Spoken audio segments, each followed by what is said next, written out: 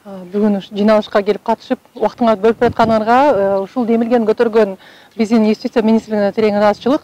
Чынында айымдарды, балдарды коргоо биздин конституцияда эң башкы максат, эң башкы баалуулук деп турабыз. Бирок тилекке каршы абакта жаткан биздин айымдарыбыз абакка чейин кайсы иш-аракеттин негизинде, эмне окуянын негизинде бул жакка келгендигин дагы аныкташ биз үчүн чоң көйгөй, чоң суроо. Андан сырткары мынакей азыр айтып кетти биздин урматтуу министр, үйдөгү зордук зомбулук боюнча күнөөлүү деп табылып, өзүн коргоон айымдар күнөөлүү деп табылып, же болбосо алардын жаш балдары, эркек балдары чоңоюп калганда апасына болушам деп, атасынан коргоп калган учурда тилекке каршы атасына эмес, баласына, айымга кылмыш иштер көбүрөөк козголот дагы. Тилекке каршы эмнегедир алар камалат, бирок ошол үйдөгү зордук зомбулукту баштаган адамдардын аракетине баа берилбей келет биздин мамлекетте. Тилекке каршы азыркыга чейин айымдарыбыз эң эле көйгөйлүү, эң эле коопсуздугуна дайым доо келтирилген группа. Алардын балдары дагы чоң коркунучта туруп калышат. Ошон үчүн биз сөзсүз түрдө мынакей бул менин расмий биринчи иш сапарым болуп атат. Терең ыраазычылык дагы бир жолу билдирем. Андан кийин биз азыр бизге кайрылган 3-4 айым менен да жолугабыз.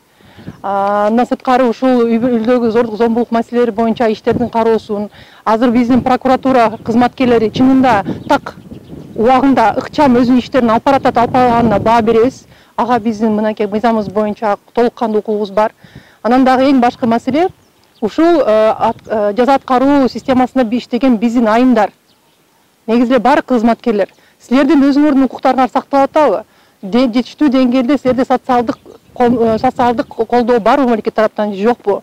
Анткени силер өзүңөрдүн кызматыңарды так ыкчамдуу, жоопкерчиликтүү аткарыш үчүн силердин дагы социалдык, силердин дагы укуктук, силердин дагы эмгек укуктарыңар корголуш керек. Ага да биз баа беребиз, аны дагы көзөмөлгө алабыз. Ошол себептен биз сөзсүз түрдө бияктан жазасын өтүп жаткан айымдар менен гана жолукпастан, сиздер менен да жолугуп, сиздер менен да сүйлөшүп, сизде болгон көйгөйлөрдү чогултуп, ошонун үстүндө иштегенге даярбыз. Эгерде биз билесиңер өзүңөр, эне баланын укугу корголбосо, коом өзү ушундай деградация болуп кете берет. Бул мен үчүн айым катары гана эмес, мамлекеттеги адам укуктарын коргой турган, көзөмөлдөрү турган омбудсмен акыйкатчы катары менин максатым. Ошон үчүн уялбаңыздар, тыгыз иштешели.